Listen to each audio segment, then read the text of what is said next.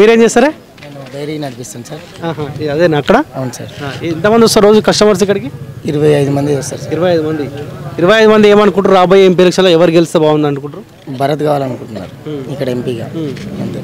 Already నాన్నకు అవకాశం ఇచ్చినాం, మళ్ళీ భరత్ ఎందుకు? అనుభవజ్ఞుడు కావాలి నాయన. ఇక్కడ చేసిన మా ఊళ్ళో చేసిన కొన్ని పనులు ఆయన వల్ల బిల్డింగ్లు శాంక్షన్ అయినాయి. ఇక్కడ మాకు ముదిరాజ్ సంఘానికి ఆయన నిధులతోటే మాకు కట్టేయడం జరిగింది మా కొట్ర గ్రామంలో.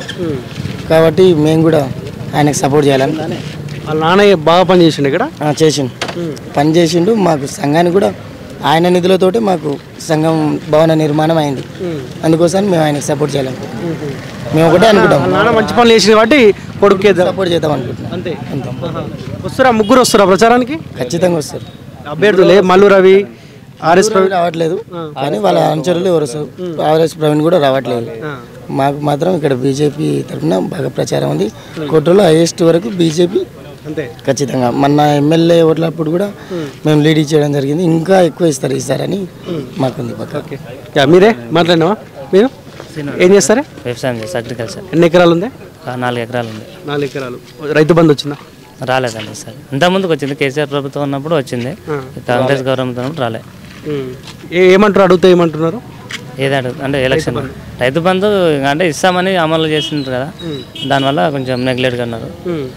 కేసీఆర్ను కొంచెం రైతులకు ఇస్తుండే కానీ కేసీఆర్ మీద జర సానుభూతి చూపిస్తున్నారు. రైతులు అనుకుంటారా కేసీఆర్ ఉంటే అయిపోతుండే? రైతులు అనుకుంటున్నారు. కాంగ్రెస్ వారు అయితే ఏం అనుకుంటలేదు కానీ కేసీఆర్ మీద కొంచెం సానుభూతి ఉంది. కానీ కొంత టైం ఇవ్వాలి కాంగ్రెస్ పార్టీ కూడా. అంటే 10 ఏళ్ళు ఆగమాగం చేసిండు. 6 నెలలు అవుతుంది ఇచ్చారు కాంగ్రెస్ కి.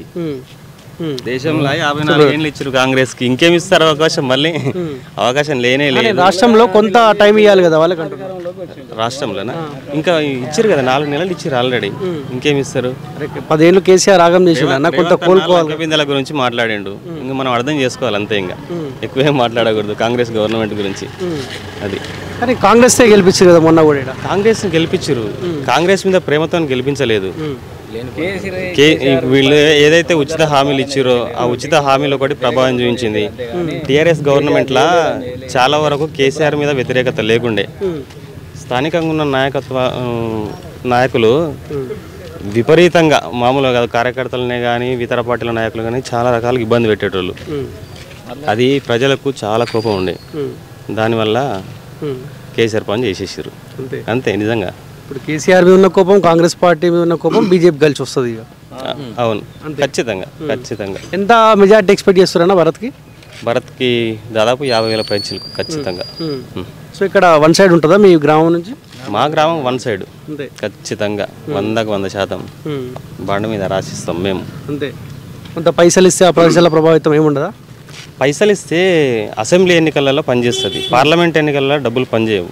పార్లమెంట్ ఎన్నికలలో దేశం గురించి ఆలోచిస్తారు కాబట్టి చాలా తక్కువ. ఓకే.